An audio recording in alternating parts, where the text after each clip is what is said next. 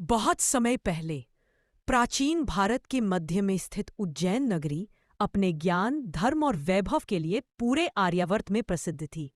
हर सुबह जब सूर्य की पहली सुनहरी किरणें मंदिरों के शिखरों को स्पर्श करती, तो पूरी नगरी एक अद्भुत शांति और गरिमा से भर उठती। यही वह समय था जब एक महान कथा ने जन्म लेने की तैयारी की। उस दिन की सुबह ओहू से बिल्कुल अलग थी। बाजार धीरे धीरे जाग रहे थे। पुजारियों के मंत्र और शंख ध्वनि हवा में तैर रही थी।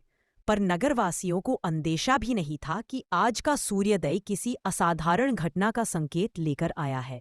उज्जैन के विशाल राजमहल में, जहां ऊंचे ऊंचे पत्थर के स्तंभों पर नक्काशियां चमक रही थी, जहां बागानों में मोर पंख फैलाकर नाच रहे थे, महारानी सुदेवी अपने कक्ष में ध्यानमग्न थीं। उनके चारों ओर मानो कोई शांत पर अद्भुत ऊर्जा जमा हो रही थी। अचानक कमरे में एक सौम्य स्वर्णिम आभा फैलने लगी। खिड़की से आती हवा पर्दे हिलाती हुई भीतर आई और प्रकाश की एक किरण सीधी रानी पर आकर ठहर गई। सुदेवी ने महसूस किया जैसे देवताओं का आशीर्वाद स्वयं उनके पास उतर रहा हो।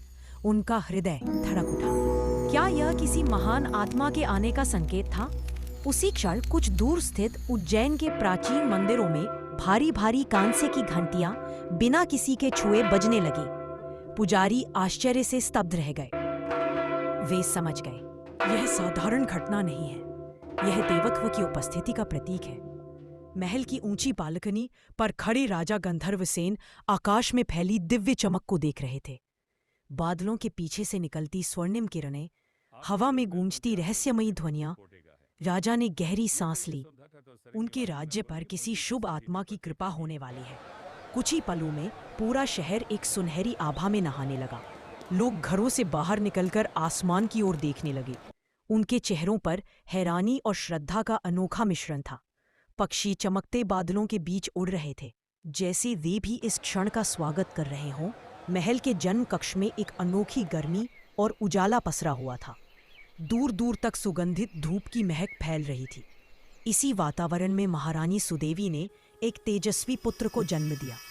बच्चे के चारों ओर हल्की सुनहरी चमक फैल रही थी, और जब राजा ने उसे अपनी बाहों में लिया, तो मानो पूरा ब्रह्मांड कुछ पलों के लिए थम गया हो। महल में पवित्र ज्योतिषीय अनुष्ठान हुआ। हवन कुंड की अग्नि में असामान्य चमक उठी।